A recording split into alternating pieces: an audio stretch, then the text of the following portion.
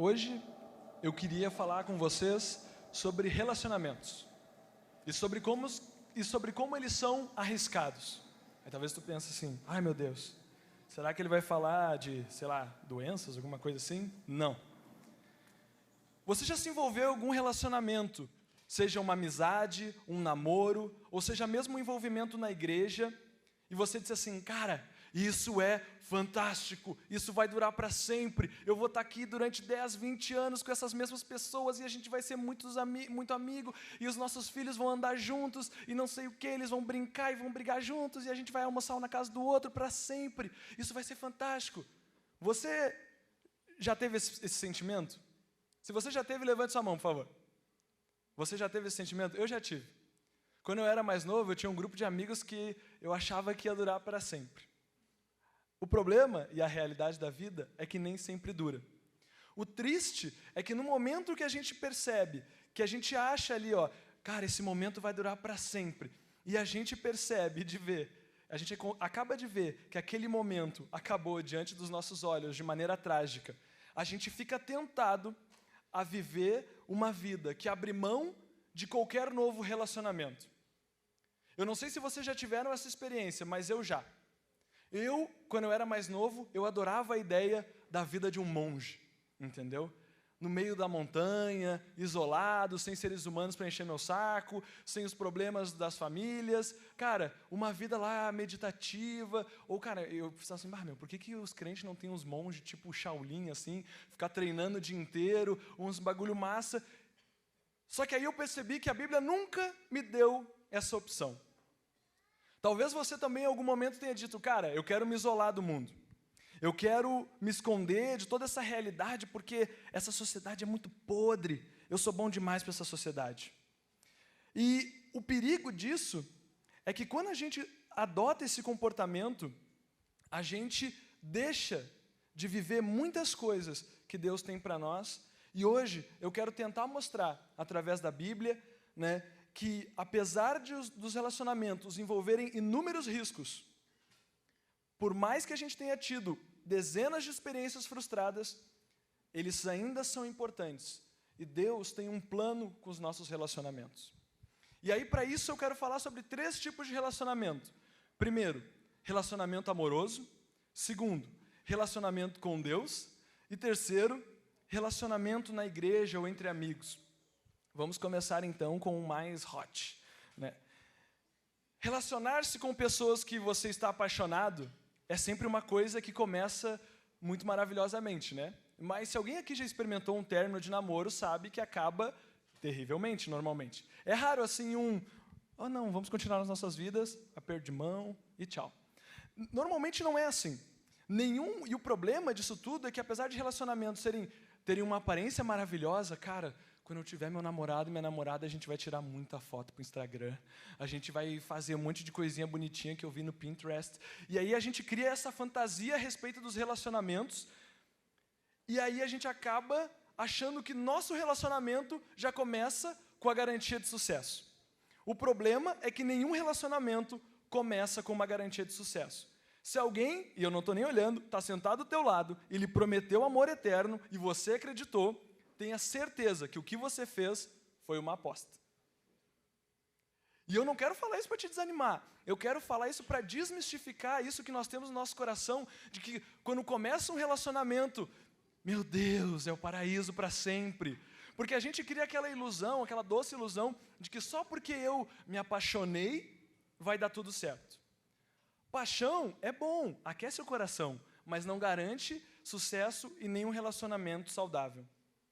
Para dar certo, um relacionamento não precisa de 2 pessoas apaixonadas pro resto da vida, né? Aí tu tá ali gostando daquela pessoa e tu lê assim aquela pesquisa que britânico vive fazendo pesquisa que ninguém pediu para fazer, né?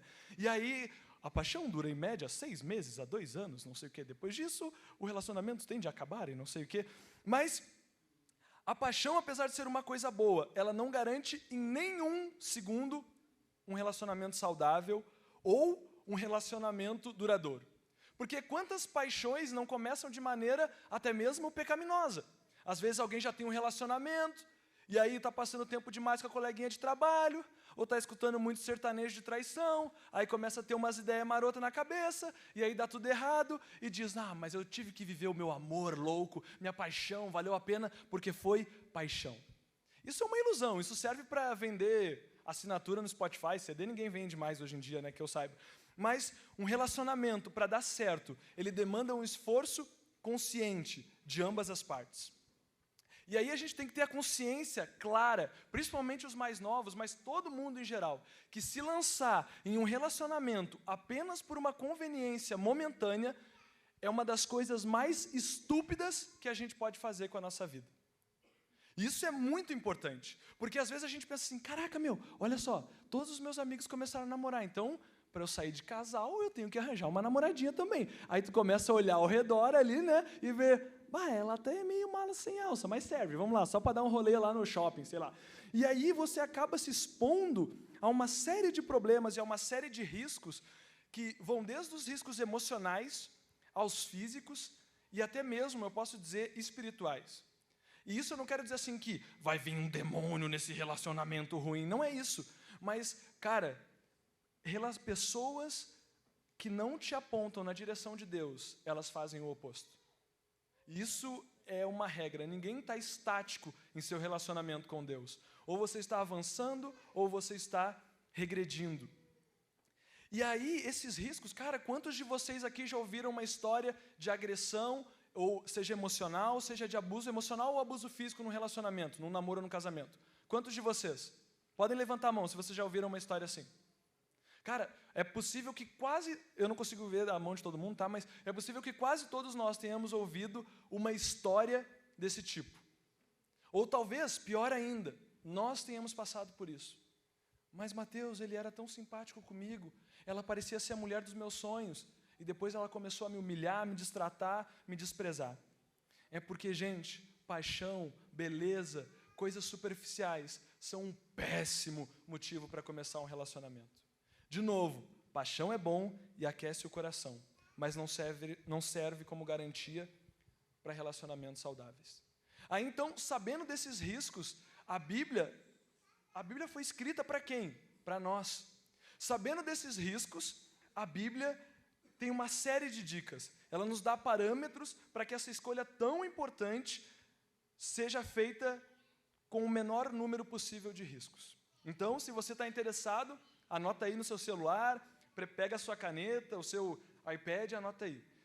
Para a mulher, o que nós devemos procurar na mulher? Ok? Ninguém quer pegar, né? Porque está todo mundo envergonhado, mas eu sei que vocês vão gravar na cabeça. Que a mulher esteja disposta a aceitar a liderança do marido, não do namorado. Nenhum namorado pode pedir a autoridade que o versículo bíblico que concede autoridade ao marido dá.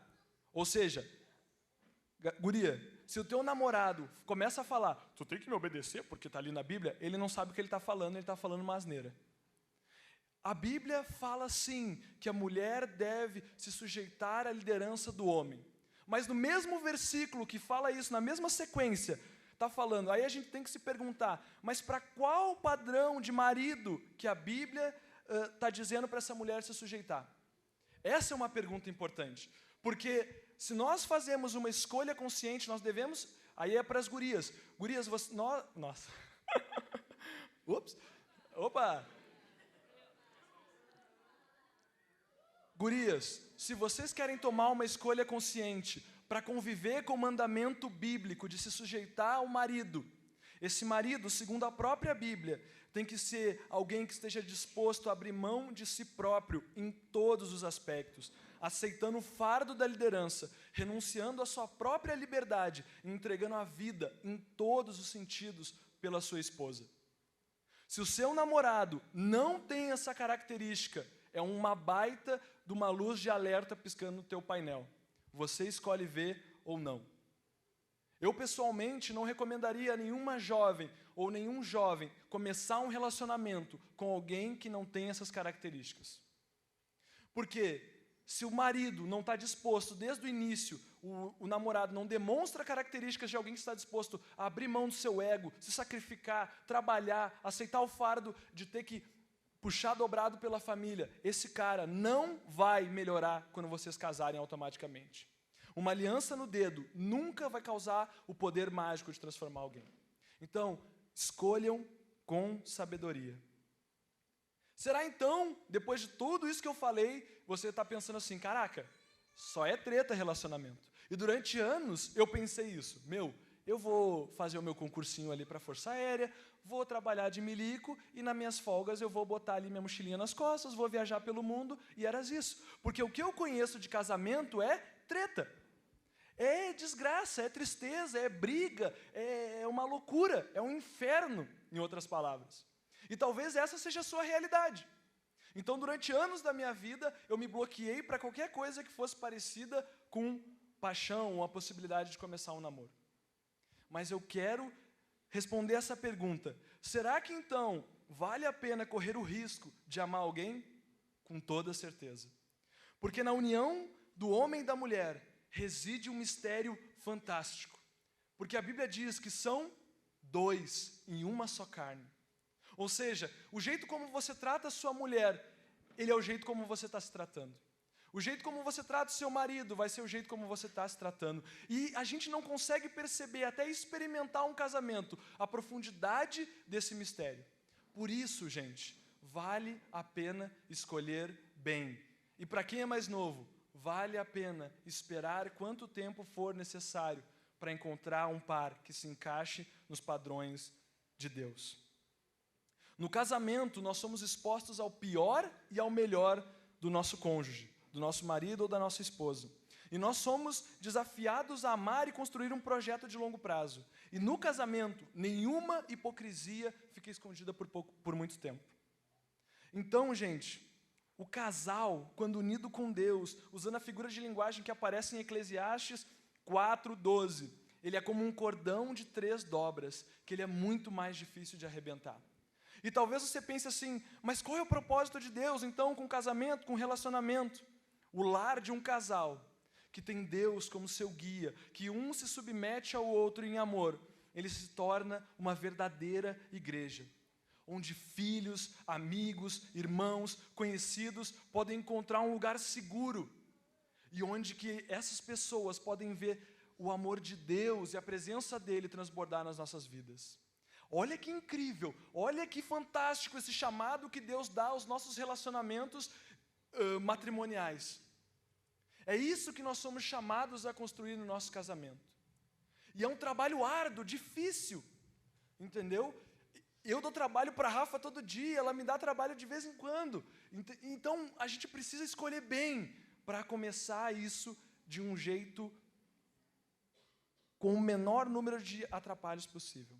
E aí, onde que entra o versículo que o Anderson leu? Cara, se o nosso casamento não for um exemplo muito melhor do que o de todos os outros, tem alguma coisa errada com a gente. Então, adolescentes, cresçam para merecer um par que honra a Deus com a vida. E como é que vocês conseguem fazer isso? Honrando a Deus com a vida de vocês. Ele vai nos guiar nessa escolha também, do mesmo jeito como Ele teve misericórdia de mim e me guiou para uma escolha pela qual sou muito feliz e agradecido a Ele por ter feito. Deus quer usar os nossos relacionamentos amorosos para honrar e glorificar o nome dEle. Se o relacionamento dos teus pais foi uma droga, foi uma vergonha, foi um fracasso, isso não marca a vida de alguém que é nascido de novo. Isso não é um carimbo de repetição garantida. Você pode ter uma história completamente diferente se você seguir os parâmetros de Deus. O segundo ponto que eu queria falar é sobre como nós nos relacionamos com Deus. E por que isso é arriscado? Se relacionar com Deus é arriscado porque quando a gente se aproxima de Deus, nós acabamos vendo em nós coisas que nós não gostamos de ver. E isso acontece porque Deus é aquele que esquadrinha os corações, Ele consegue ver tudo que está no nosso coração. Ele consegue ver aqueles pensamentos mais profundos que nós escondemos de todos, da nossa namorada, dos nossos pais, dos nossos melhores amigos. Ele consegue até ver o que você faz na aba anônima. Não adianta botar navegação anônima, porque Deus está em todos os lugares. Ele viu até mesmo aquele oi sumida que tu deu com segundas intenções maliciosas. Então Deus é aquele que quando nós nos aproximamos dele, as coisas erradas em nós, elas saltam aos nossos olhos. E por isso que é arriscado se aproximar de Deus. Porque quando nós nos aproximamos de Deus, nós temos que questionar quem nós somos. Um dos maiores riscos de se aproximar de Deus é perceber que muitas vezes nós queremos viver ou temos vivido como se fôssemos deuses. Vivemos dizendo para nós mesmos que seja feita a minha vontade, aqui e agora, no céu também, concorda o carinha lá de cima, e é isso. Nós não refreamos a nossa língua, nós não refreamos os nossos comportamentos, antes nós buscamos só a satisfação daquilo que nós queremos. E eu aqui não quero chutar cachorro morto, não é isso. Eu sou bem consciente dos meus pecados. E os que eu não sou, a minha esposa me ajuda a ser. Mas é importante que a gente perceba que a gente não pode se aproximar de Deus de uma maneira a achar que algo não tem que mudar no nosso coração. Quanto mais perto nós nos aproximamos de Deus, mais transformados nós temos que ser. Ou seja, se você faz ideia no seu coração de que você é um cara que anda do lado de Deus, caraca, eu e ele aqui no trem, eu pago até a passagem dele quando eu vou entrar no Transurb. Meu, se isso não reflete na nossa vida, então isso é só uma ilusão que a nossa cabeça criou. Muitas vezes a gente zomba de pessoas que adoram imagens de pedra, de gesso ou de outras formas, mas nós mesmos criamos ídolos para nós. Nós mesmos nos tornamos os nossos próprios ídolos. Às vezes a gente idolatra a nossa aparência, às vezes a gente idolatra a possibilidade de um relacionamento, uma carreira, o nosso estômago, né? Alguns de nós idolatram o nosso estômago, está sempre dando oferta para ele, dando dízimo ali, trízimo, tudo que ele pede a gente dá sem perguntar. O nosso dinheiro, muitas vezes a gente pode idolatrar, as nossas ideologias, a lista é infinita. A palavra mamon muitas vezes é usada para substituir, para significar aquilo no qual nós colocamos a nossa confiança. Então, tudo que você coloca a sua confiança é um ídolo no lugar de Deus.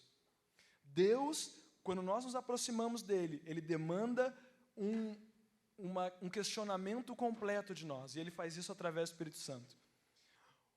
E aí tem um porém muito grande, que eu tenho que compartilhar com vocês. Muitas vezes, mesmo quando nós queremos buscar Deus, a gente faz isso como? Quem aqui gosta de assistir vídeo online, de pastor, blogueiro gospel? Eu gosto. Quem gosta? Pouca gente, né? Mas muita gente, muitas vezes quando a gente vai escutar uma pregação de alguém, a gente faz isso com os nossos filtros, aplicando os nossos gostos. E aí eu separei os crentes em 2 grandes grupos, como se eu tivesse qualquer autoridade para fazer isso. Mas eu separei aqueles que gostam do coach style, que é aquele crente que quer pregação só motivacional. Qualquer coisa que pareça um questionamento, como é que é o nome? É heresia, não, isso daí é acusação, isso aí não tem graça nisso aí, eu não quero saber disso aí. Eu quero sair me sentindo bem, motivado, para ficar rico, porque tem gente que só quer ouvir esse tipo de pregação. O outro tipo é o pancada style, que é aquele cara que tem a consciência pesada e só quer ouvir pregação de acusação. Tu é pecador, tu não sei o quê. É verdade, Jesus, eu sou mesmo. E ele não consegue entender os projetos de Deus para ele, porque ele não consegue sair desse lugar de dizer, eu sou um lixo. E ele gosta sempre de apanhar, porque assim ele tem a impressão de que ele está se martirizando, quase com um chicotinho, né? Não tem coragem de bater em si próprio, ele escuta essas pregações para dizer assim, eu sou um lixo mesmo. Qual dos dois está certo? Nenhum dos dois, é óbvio, né? São todos tipos para zoar. Mas os nossos filtros, as nossas experiências refletem naquilo que a gente consome online. Então, como escapar dessa armadilha? Como buscar Deus? Como saber quem Ele é? Como me aproximar dEle? Como ter um relacionamento real com Ele sem os meus filtros? A Bíblia. A Bíblia, se nós lemos ela sem ignorar as partes, sem tratar a Bíblia como um picadão, sabe? Que eu não gosto de ovo de codorna, então vou pegar só o queijinho, só o franguinho e a batatinha. Ovo de codorna é um lixo, o pepino é coisa porque eles botam aí para encher e tal, para ficar mais caro. E aí a gente muitas vezes quer fazer isso com a Bíblia. Quer pegar partes que são do nosso gosto. Eu gosto dessa parte aqui da graça. Não, eu gosto dessa parte aqui que diz que os pecadores vão arder no fogo do inferno. Eu gosto dessa parte aqui do Espírito Santo, que aí eu fico bem doido, eu gosto bastante dessa parte. Não, eu gosto dessa parte aqui que diz que tem que analisar a palavra, que é para dar nos dedos dos irmãos que não gostam de ler a Bíblia, né? Porque eu sou muito espiritual, lendo a Bíblia sempre e sabendo tudo sobre ela. Então, a gente quer aplicar, às vezes, o nosso filtro. Mas se nós queremos ter um relacionamento correto com a Bíblia, com a palavra de Deus, que, cara, a Bíblia é o jeito como Deus escolheu para se manifestar para nós. A Bíblia não expõe Deus 100%.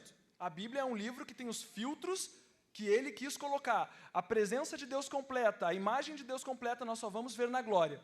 Mas aquilo que Deus achou que era importante para que nós vivêssemos uma vida que imitasse a Cristo, Ele colocou ali.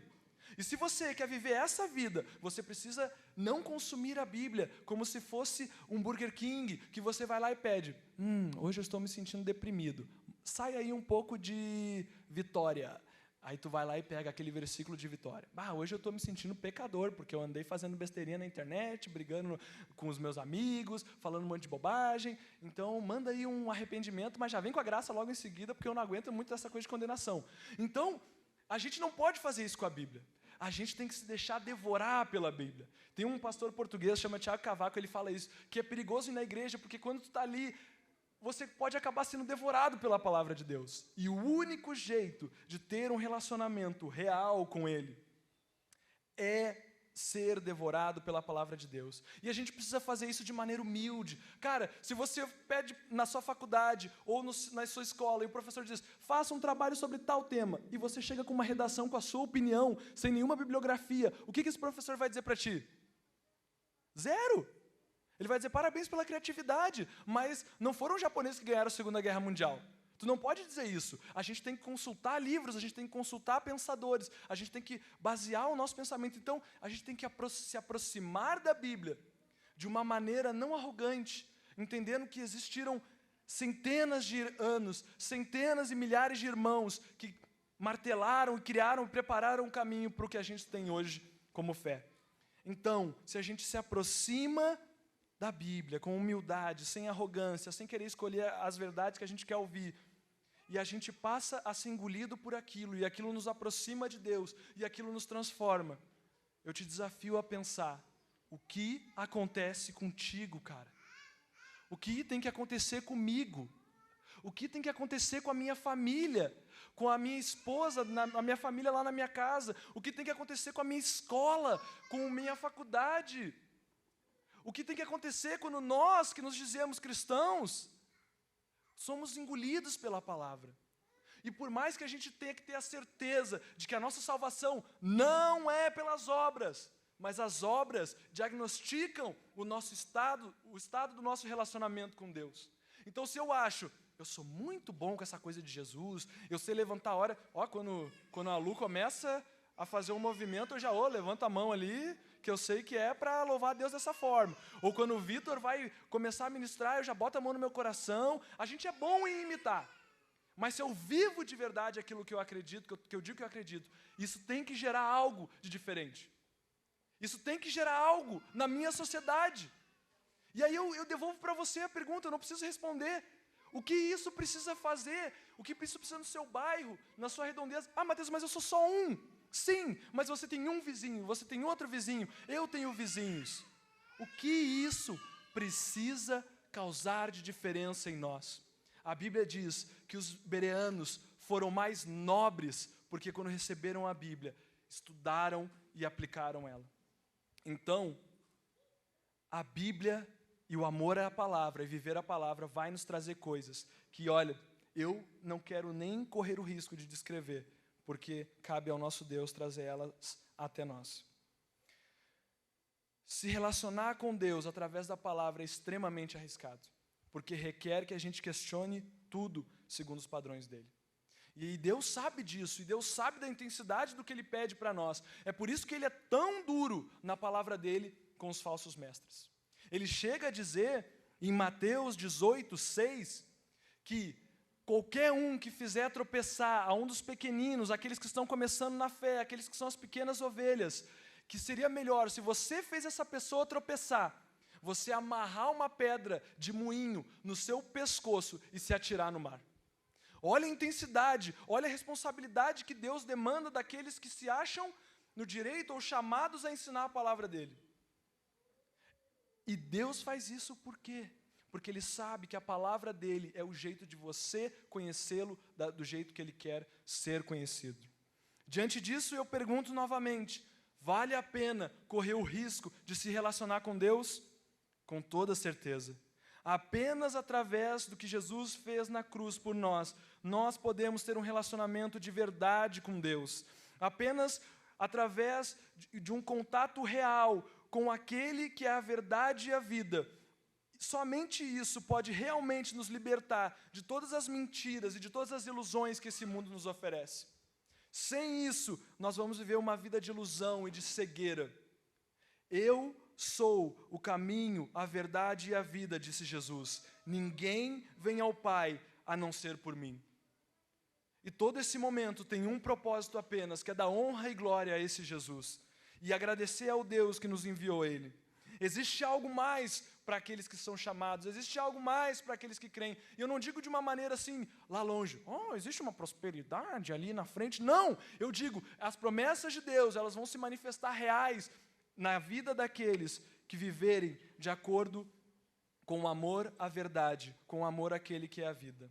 E por último, para encerrar, eu queria falar sobre por que vale a pena se arriscar no relacionamento com os irmãos. É provável que muitos aqui tenham medo de chegar perto de descartar Deus. Talvez seja muito mais fácil descartar um namorado, uma namorada. Mas é bizarro, porque parece que todos nós temos uma facilidade de descartar pessoas. Aí é claro, a gente sempre vai dizer, mas ele era muito difícil, ele era muito chato, ela era muito trabalhosa, dava muita incomodação. Mas isso não muda o fato de que com um piscar de olhos, a gente consegue cortar uma pessoa da nossa vida. Claro, tem vezes que a pessoa é puramente tóxica, e eu não estou dizendo que você tem que carregar e ser martirizado pelos outros de graça, não é isso que eu estou dizendo. Mas que a gente precisa analisar o nosso coração e entender se nós temos realmente visto as pessoas ao nosso redor com os olhos de Cristo. Eu disse antes, você não pode escolher os seus irmãos biológicos, e você não pode escolher os seus irmãos de fé. Nós somos chamados não pela nossa bondade, não pela nossa qualidade, mas porque Cristo nos chamou. E Ele chamou a pessoa que está do seu lado. Ele chamou a pessoa que está sentada atrás de ti. E se nós não enxergarmos as coisas com o prisma, com a visão de Deus, cara, a gente vai ser condenado a viver uma vida carnal, com uma justiça que não supera a dos fariseus. Porque eles amavam quem era fácil de amar e detestavam quem era fácil de detestar. Então, é por isso que normalmente a gente lê Hebreus 25, não deixem de congregar, mas a gente esquece a parte anterior que diz: agarremo-nos com firmeza à esperança que professamos, pois aquele que prometeu, Cristo, é fiel.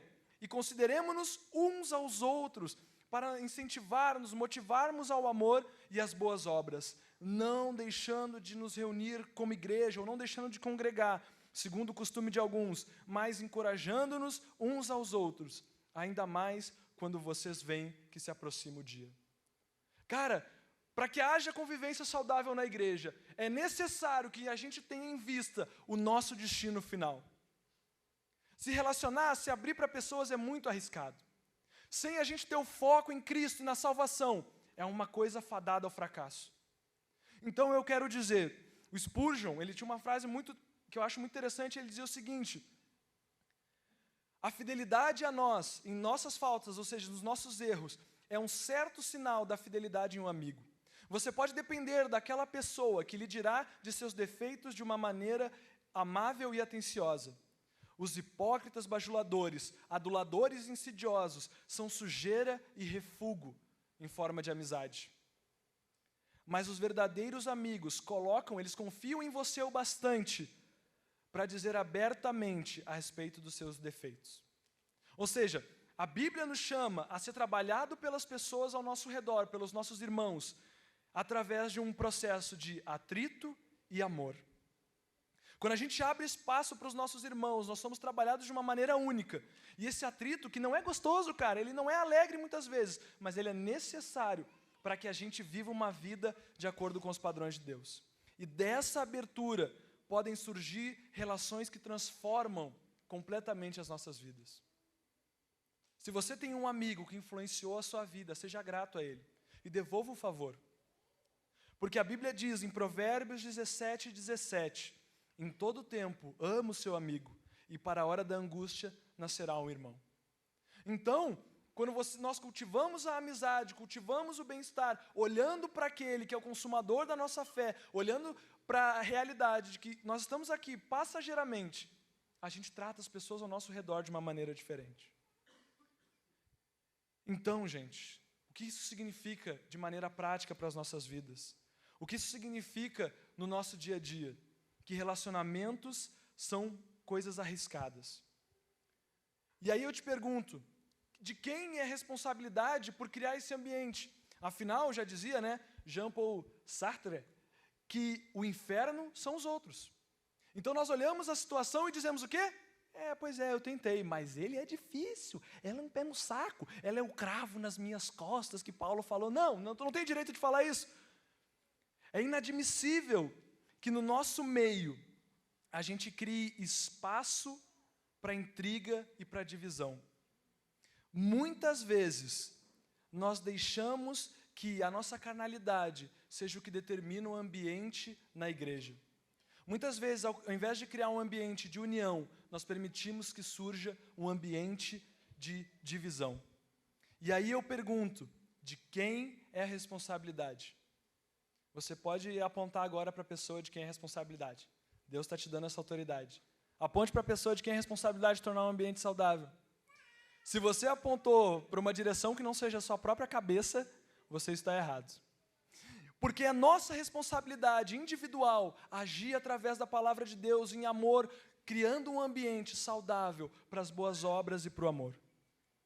Relacionamentos são coisas arriscadas, podem ser difíceis, cansativos e trabalhosos, mas eles são essenciais, segundo a palavra de Deus. Os relacionamentos são tão importantes que Deus faz um alerta duríssimo. E aí eu te convido a abrir sua Bíblia para a gente encerrar. Em Provérbios, capítulo 6, versículo 16.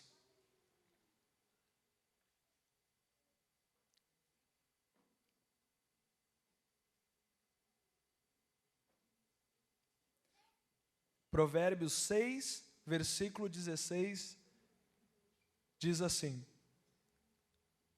estas 6 coisas o Senhor odeia, e a 7ª a sua alma abomina. Sente a intensidade. Essas 6 coisas Deus odeia, e a 7ª a sua alma abomina. Número 1, olhos altivos. Número 2, língua mentirosa. 3, mãos que derramam sangue inocente. 4, o coração que maquina pensamentos perversos. 5, pés que se apressam a correr para o mal. 6, a testemunha falsa que profere mentiras. E 7, aquela que a alma de Deus abomina, o que semeia contenda entre irmãos. Sabendo da intensidade, da dificuldade, do risco que são os relacionamentos, Deus coloca semear a discórdia entre os irmãos acima de uma pessoa que é violenta, acima de uma pessoa que corre para fazer o mal, acima daquele que tem um olhar arrogante, acima daquele que mata. Porque Deus sabe o quão difícil é construir relacionamentos saudáveis. Então, eu pergunto, se tudo em nós deve glorificar a Deus, como devem ficar os nossos relacionamentos? Se toda a nossa vida serve para glorificar a Deus, os nossos relacionamentos também têm. E aí eu queria te convidar para ficar em pé e refletir sobre isso.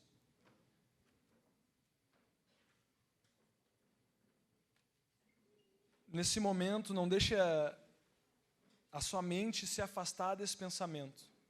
Será que eu tenho sido uma ferramenta de união na minha igreja? Ou eu tenho sido uma ferramenta de divisão? Será que eu tenho sido uma ferramenta de criar um ambiente saudável, um ambiente que olha para o céu? Ou eu tenho sido uma pessoa que precisa mudar isso no seu coração? Eu digo isso porque, cara, no momento em que nós nos dedicarmos a olhar as pessoas ao seu redor com os olhos de Cristo, nós vamos ver transformação no nosso meio. E se nós nos recusarmos a fazer isso, nós vamos ser os únicos responsáveis pelo fracasso da nossa tentativa. Essa é uma responsabilidade que eu não posso transferir para outra pessoa. Eu não posso dizer, cara, eu tentei, Deus, mas a culpa é dele. Não. Nós temos que tentar e tentar e tentar entregar nas mãos de Deus, e os nossos joelhos têm que estar dobrados há muitos meses antes da gente pensar em desistir de alguém. Então, eu quero te convidar mais uma vez a olhar ao teu redor. Olha ao teu redor. Olhe nos rostos dessas pessoas. Você não pode escolher quem Cristo chama para ser teu irmão. Nós precisamos viver uma justiça, um amor que superem muito o que o mundo tem a oferecer. Nós podemos nos esforçar para ter uma qualidade técnica no louvor máxima. E esses caras são bons, dedicados, sexta-feira estão ensaiando, fazendo vigília, orando. A gente pode criar o bistrô com 5 estrelas, como é que é o nome do negócio? 5 estrelas Michelin, entendeu? O negócio top das galáxias. A gente pode, 3 estrelas é o máximo? O bistrô então 5 estrelas, cara, tenha fé. A gente pode se esforçar para que a nossa iluminação seja nível, assim ó, das galáxias, cara, nível NASA, laser para tudo quanto é lado. Mas ainda assim, o mundo pode fazer igual a isso aqui. O que tem que nos diferenciar do mundo? É como Isaac falou no culto passado, o amor. E esse amor, se ele é real, ele afeta os nossos relacionamentos. Se ele é real, ele afeta o meu relacionamento com a pessoa que eu digo que eu amo para sempre. Se ele é real, ele afeta o meu relacionamento com Deus e o jeito como eu me aproximo dele. Se esse amor é real, ele afeta muito o jeito como eu trato as pessoas que Deus colocou ao meu redor. Não existe espaço em uma igreja para divisão. Não existe. É nossa responsabilidade lutar com todas as nossas forças para que isso não seja uma marca da nossa igreja.